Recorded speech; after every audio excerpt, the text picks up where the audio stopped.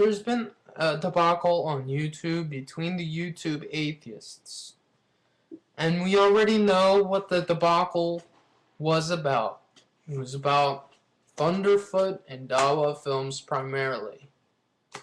And how Thunderfoot lumps everyone together who's a Muslim and lumps everybody else together who is not.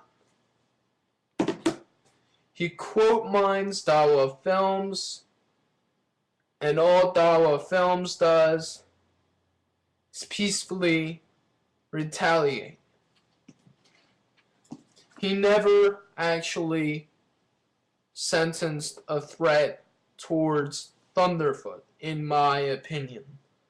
In my opinion, I've watched the video. You can make your own opinion if you just look it up.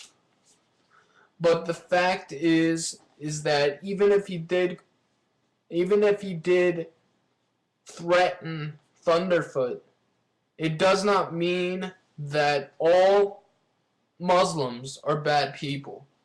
Because not all Muslims threaten. It might sound like it from the media that you get online or on the television all the time, over and over and over again, because of our current war situation in Afghanistan and Iraq and maybe even in Iran in a couple of years that might happen.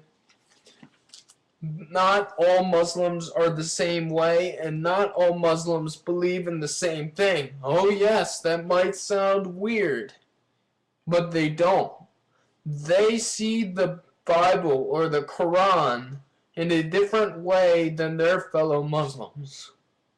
But it is one thing that the Taliban holds true, and that is to terrorize those who go against the Quran. But as I said in one of my previous videos, everyone has their own interpretations and everyone skews it to their own meaning.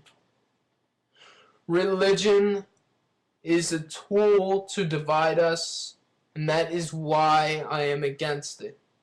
It just further pushes the truth that humans can be easily manipulated into believing in whatever one person might want them to believe in. And once this happens, there is division. And once that division happens, there is violent and non-violent protests that go out again all over the world that are that have different effects, like 9/11 and Lars Vilks and South Park episode and the Crusades and all these other things that happen in the name of religion. That is exactly why I am against anything dealing with this thing called religion. What we need to do as humankind is we do not need to look at others, non-religious or religious, independence of what they believe in.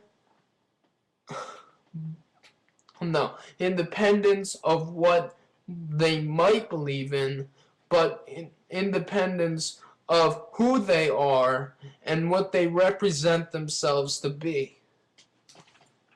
We do not actually get that until we do sit down and talk with these people. Some people cannot be talked with because they are mentally deluded and they will not understand the complexities of what the situation might be and might blindly follow their faith down to their death, literally.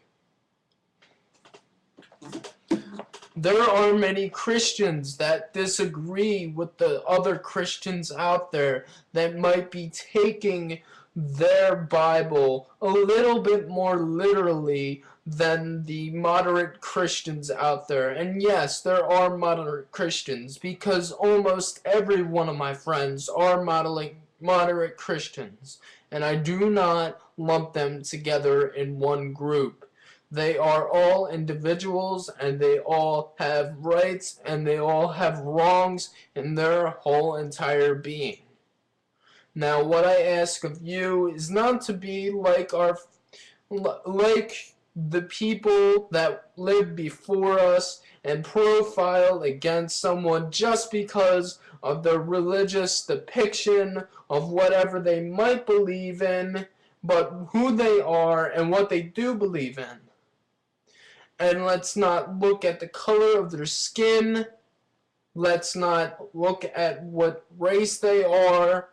Let's not look at what gender they are or anything else. Let's follow the examples of Dr. Martin Luther King and finally see who that person is and treat them as an individual. Peace.